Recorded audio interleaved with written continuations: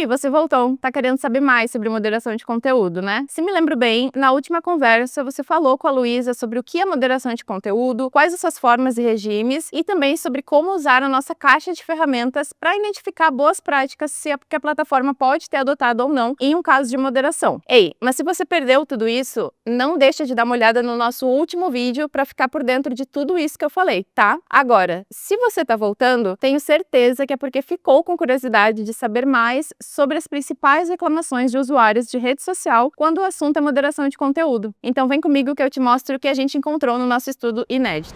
Você já deve ter ouvido algum amigo ou até mesmo algum desconhecido reclamar da forma com que uma plataforma moderou o seu conteúdo. Eu mesma já vi gente reclamando que a plataforma excluiu um vídeo e não avisou, ou que recorreu de uma decisão de moderação e nunca recebeu uma resposta, ou até que sequer conseguiu recorrer porque não encontrou onde poderia fazer isso. Pois é, infelizmente, plataformas de rede social ainda são pouco transparentes quanto aos casos de moderação de conteúdo. Os relatórios de transparência normalmente trazem de forma mais genérica a quantidade de conteúdo removido dentro de algumas categorias, mas sem detalhar, por exemplo, o que aconteceu no caso concreto, por que uma determinada ação de moderação foi tomada e outras razões. Há menos informação sobre como deve se dar esse procedimento de moderação de conteúdo, ou seja, elas não trazem as regras precisas sobre prazos para recurso, retorno da plataforma, como isso se dá, como se dá a notificação da decisão de moderação e por aí vai. Só que como é que a gente resolve um problema sem conseguir nomear essa realidade? Pensando nisso, nós fomos atrás de saber quais as principais reclamações dos usuários sobre o procedimento de moderação de conteúdo em redes sociais. Bom,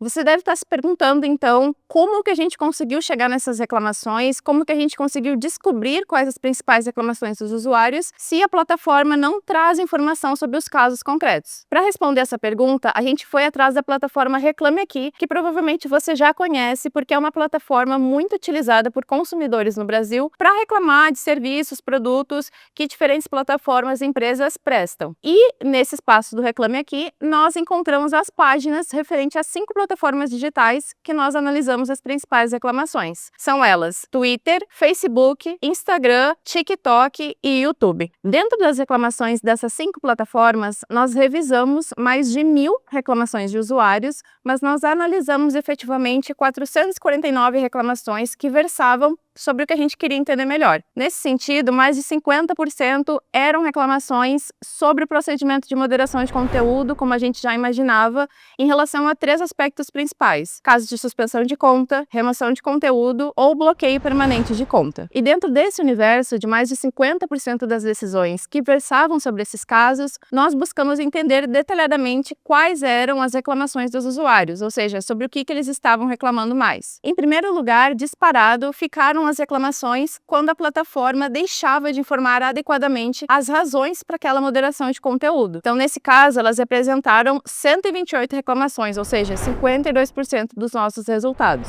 Para vocês entenderem melhor, a gente tem esse caso aqui, que é uma das reclamações que a gente analisou, e a pessoa está reclamando especificamente de que a plataforma pudesse explicar mais quais seriam essas razões para a sua conta ter sido suspensa, quando que essas violações teriam ocorrido, justamente para a pessoa saber melhor sobre o que se tratava. Em outro caso, a pessoa também reclama da falta de respostas específicas sobre o seu caso concreto. A pessoa alega que ela estava recebendo apenas respostas automáticas e genéricas por parte da plataforma, que não oferecia nenhum tipo de esclarecimento que pudesse resolver a situação. Então, nós encontramos esses casos e isso demonstra quantas plataformas precisam, desde já, dedicar maior atenção para trazer ali as razões do porquê aquele conteúdo foi moderado. Em segundo lugar, estão as reclamações sobre contestação não respondida, ou seja, quando a pessoa ela recorria da decisão de moderação de conteúdo por achar que ela estava errada, mas mesmo depois de recorrer, a plataforma não dava retorno em nenhum momento. Isso representou 22,54% das nossas reclamações. Em terceiro lugar, como você vê marcado aqui nos nossos slides, está o caso dos usuários que não foram informados sobre uma decisão de moderação, mas que notaram que tiveram seu conteúdo removido. Por exemplo, a pessoa havia postado um vídeo, mas